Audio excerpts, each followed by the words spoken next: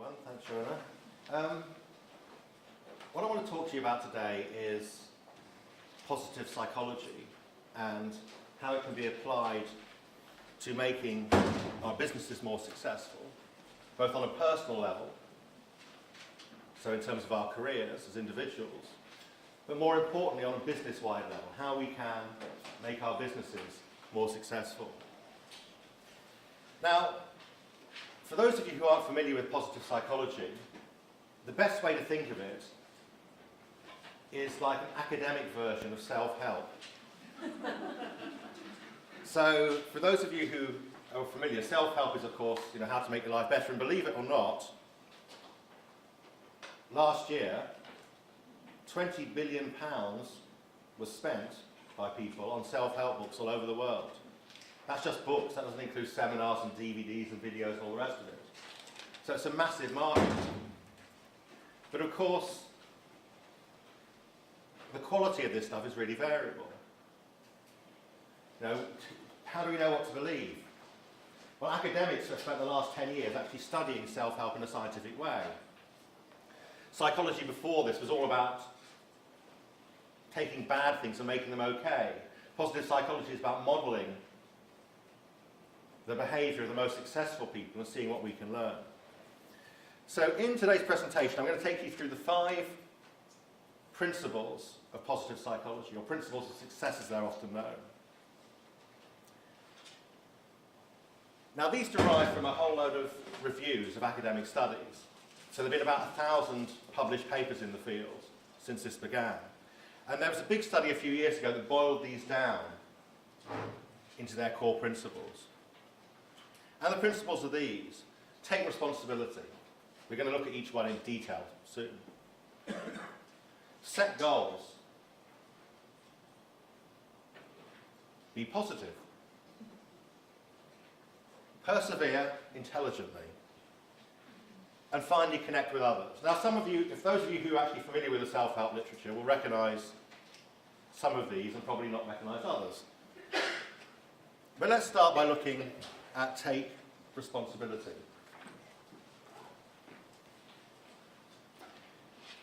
Now, a characteristic of successful people is that in general, they believe that they are responsible for how their lives turn out. Of course, we're not entirely responsible for how our lives turn out. It's not something we can entirely have control over. But people who try to learn their lessons from things that go wrong, and people who believe that things are within their power, tend, on average, to do better. I was doing some work recently with a local authority, and some of the workers in the local authority were suffering from stress, were suffering from depression, were taking a lot of time off work. And they wanted us to come in and understand what was going on and why. And the department where this problem was worst was the call centre. And this call centre wasn't a particularly pleasant type of calling because you were chasing people up for council tax and that kind of thing, which made it stressful from the moment it started. But the worst thing about it was, for these people, they had to follow a script entirely. There was no discretion in what they were allowed to do or say. They were given essentially no responsibility. And it was a very debilitating thing. We then changed the scripts a little bit so that there was leeway and discretion to some extent in what people were able to do. And that helped bring down the stress rates. It helped bring down absenteeism just by giving people a little bit of what you call agency. It means you can do things yourself. Psychologists have this thing called time span for discretion. It's a bit of a complicated phrase. I mean, all it means is that the longer your time span of responsibility, in a sense, the better you're going to feel about it and the more proactive you'll be. So if you have a choice of maybe 2 or 3 options, that's a very short time span of discretion. I've got a choice of 3 things, I can apply one of these 3. A longer term thing might be, you've got a year to put in place a new system in a department. That's a year's time span of discretion. You might even have a career. Say, I want to take responsibility that over the course of my career, I'm going to achieve this. Then you're thinking longer and longer term. And it seems that the more successful people enable themselves to think longer and longer term. I mean, this is in the news at the moment in the world of soccer, football, with Sir Alex Ferguson retiring. And he came to that club, he spent 6 years unsuccessfully, but he had in his mind that he was going to build a dynasty at that club that would last 30, 40 years. And they tried to go for a new manager with the same attitude. So if you try to take responsibility for the longer term, you empower yourself more and more.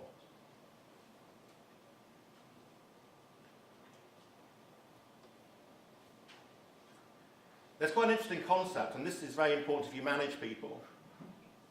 A concept called a fixed mindset versus a growth mindset. And a fixed mindset is people are either born good at something or they're not born good at something. And that's all there is to it. You're a born salesman or you're not a born salesman. You're a born policewoman or you're not a born policewoman. You can't learn it, you just have to have it naturally. The other extreme is a growth mindset, which says anybody can learn anything. And the truth is somewhere in between, of course, probably. You probably couldn't turn anybody into Wimbledon champion, but at the same time, Venus Williams wouldn't have been Wimbledon champion without a lot of practice.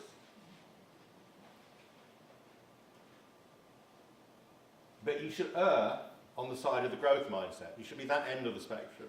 People tend to be more successful, more resilient. Because with a growth mindset, if something goes wrong, you think, oh, I can learn, I can come back, I can be better. With a fixed mindset, you think, oh, I'm just not the kind of person who's very good at that sort of thing. And they say with kids, if you're a parent as well, it's better to praise your kids for effort than for outcome.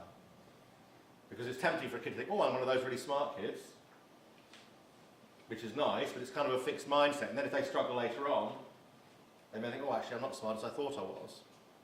And there was a long-term study that followed kids from primary school through to the end of university. And it was those with the growth mindsets that did better. Because when they got challenged, they thought, oh, well, I can learn. The fixed mindset people, when they got challenged, thought, I'm just not the kind of guy who can do this.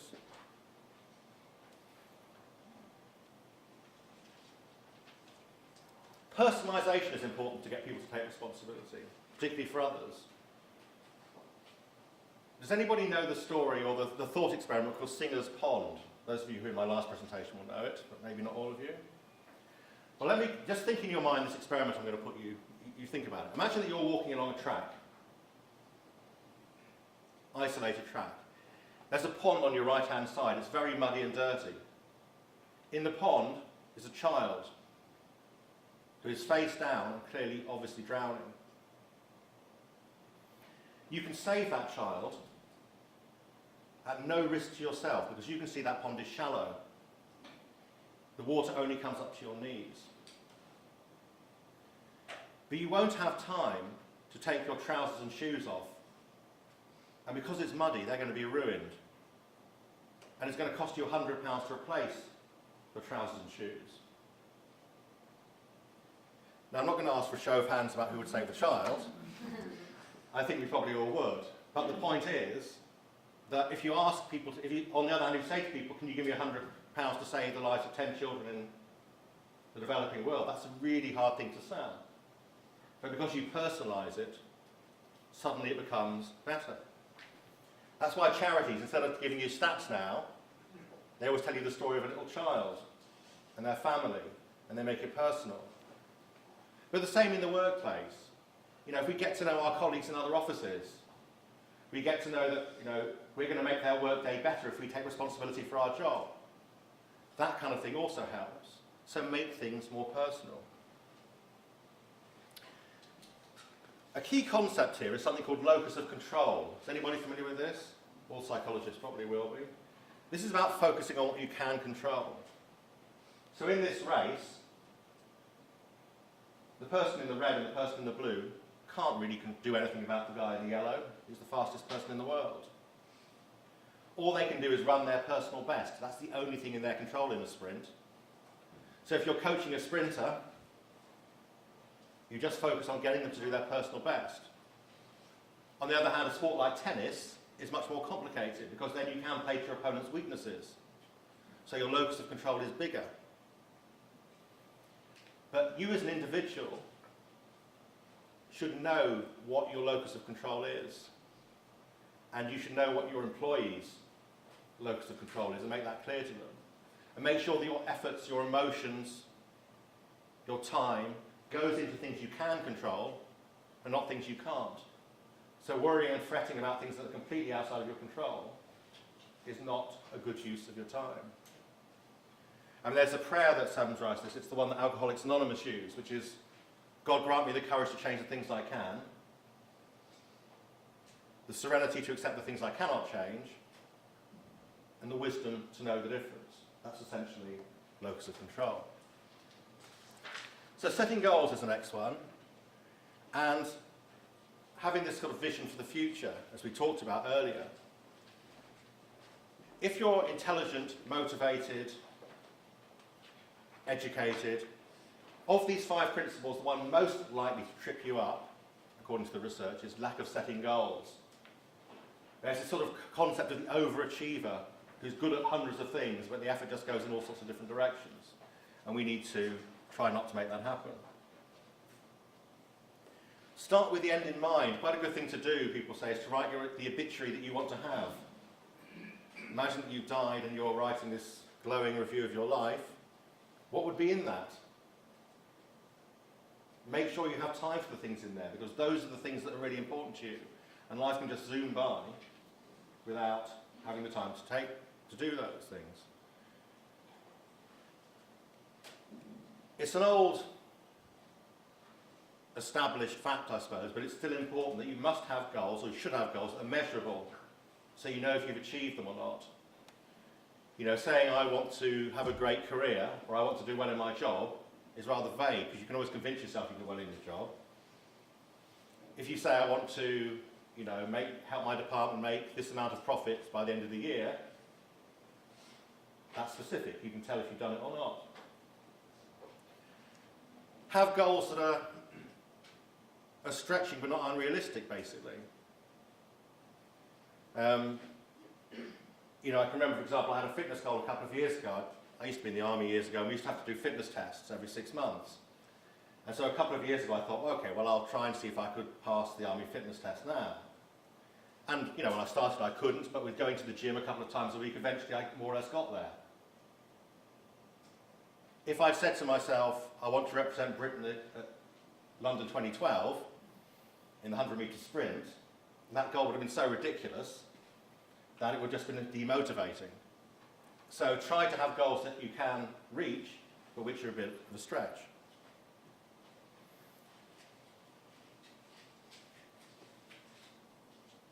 Goals should give you pleasure. I used to be a government advisor for many years, and when the banks collapsed, I was involved in a project to help try to make them more profitable. And part of this was attracting what they called high net worth customers, which is rich people to you and I. And rich people, in my experience of interviewing them, came into 3 categories. You had people who become rich just by doing something they loved, and richness was kind of a byproduct of it. And they tend to be very happy. You had rich people who didn't like their jobs at all, but loved having money. You know, they really got excited about buying a new yacht or a castle in Germany or something like that. And then you had rich people who had a lot of money, but didn't enjoy the money either, or their job. And actually, these seem to be the majority of people. So you'd have an interview with these people. You say, well, you know, what's your sort of financial ambitions for this year? I say, well, I want to make £2 million this year. That's my goal. And with some of them, would say, well, why is that? I say, well, because I'm really after that yacht that I've had my mind set on for years, and I've got my son's wedding coming up, and I want a huge thing. Those are the people who enjoyed the money. Then you had others who just said, well, I don't really have any reason for wanting it. I just want it. You know, that's my target. And the point is that many of us set goals in life that don't really bring us pleasure. You know, we say we must get that promotion. When you say why, well, I don't really know. It just feels as if I should get that promotion. So it's important to set goals that are meaningful. Of course, promotions can be a good thing if that's what you want, but we must understand what for us success means.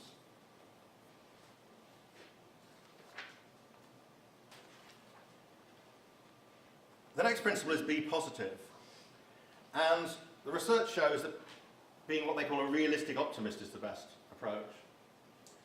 So the best mindset to have is I will succeed but succeeding will be difficult. People who had that mindset tended to do best, rather than people who said, yeah, it's going to be really easy, or, oh no, it's just much too hard, I'll never do it. Psychology has a difficult relationship with optimism and positivity. Freud, who was kind of the founder of our discipline, he thought that optimism, he called it delusional neurosis. So he basically thought if you're optimistic, you were clearly mad and didn't understand how bad life was. But since then, psychologists have understood there are benefits of it. People tend to be healthier, be happier, do better in their job. Is anybody familiar with the nun study? It's kind of the classic of positive psychology, really.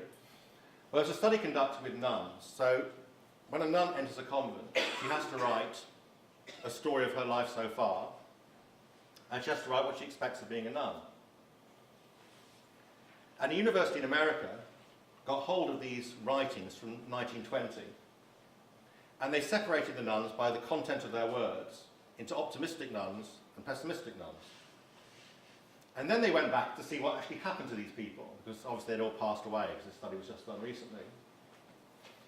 And it turned out that the optimistic nuns were happier, contributed more to the convent, contributed more to the work of the convent, than the negative or pessimistic nuns.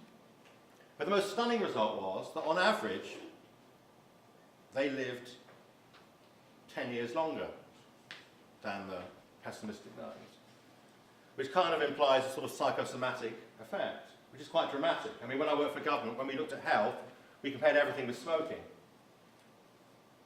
And if you smoke all your life, 20 cigarettes a day, you can expect to lose 7 years of your life.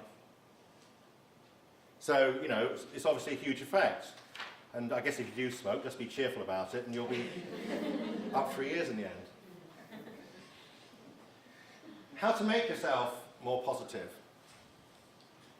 Well, one thing that people often use is something called gratitude journals. Are you familiar with this?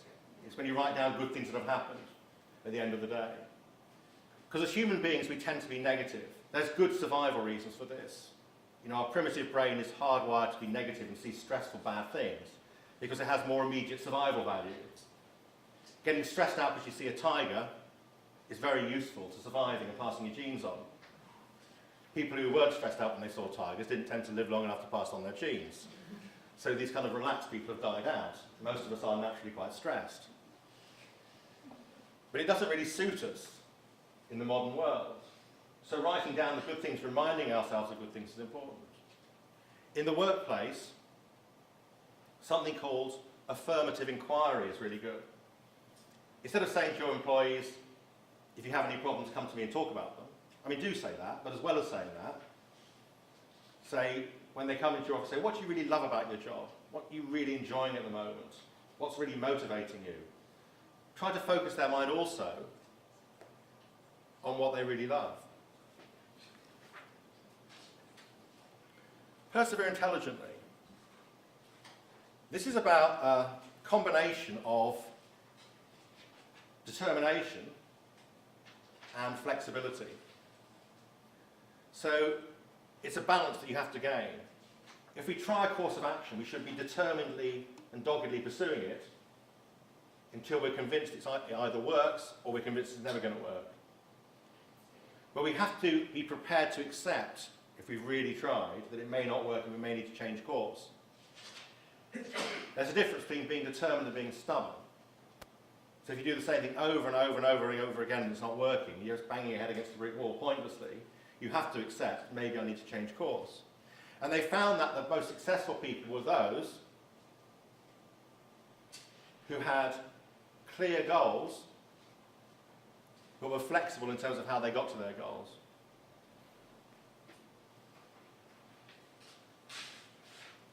For those of us who sometimes lack willpower, quite a useful technique is something called if-then. And if-then simply means you just set these rules to force yourself to do stuff. So if it is 6 o'clock, I will go to the gym. Or if it is a Monday, I am going to go jogging. Or if it is the 4th Saturday of the month, I'm going to spend the morning on professional developmental reading or something. These kind of rules have shown to help. I mean, they did the experiment with the gym, and of those who used this rule, 91% were still going after 6 weeks later, as opposed to only 39% who weren't using the rule. And this was of people who are kind of initially of rather low willpower, which is probably most of us, I should imagine.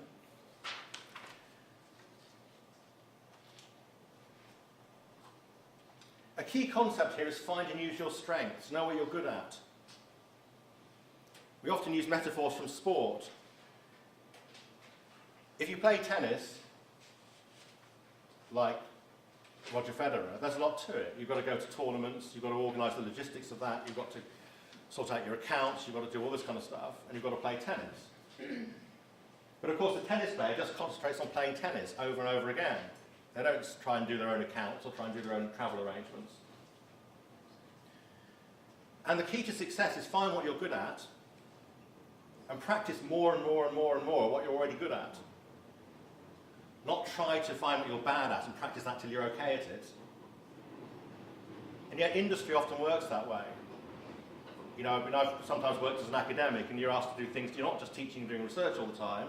You have to do things like administration, you have to do things like, I can't remember what else, that sort of stuff, basically, student matters, which is fine, and not knocking that, but if that's not your strength, it doesn't make sense for the organisation to be giving you a lot of time on things you're not good at. I mean, it's like, if Manchester United said to Wayne Rooney, look, your forward play's fine, but you're rubbish at goalkeeping, so we're going to send you on a 10-week goalkeeping course, it would seem absurd. And yet British industry does this all the time. We must try to focus on strengths. It's not about being a well-rounded person. It's about being absolutely brilliant at the thing you're good at. And the final one is connect with others. Nobody is really self-made in life.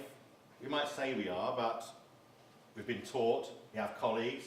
If we make stuff, people have to buy our products. Who we mix with is really important. I can remember doing some work, again, government work this was, with the prison service. And we were looking at why people reoffended.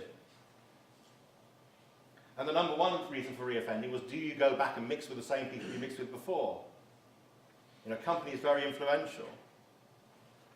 Workplaces develop an atmosphere when people talk. And there are kind of four broad atmospheres.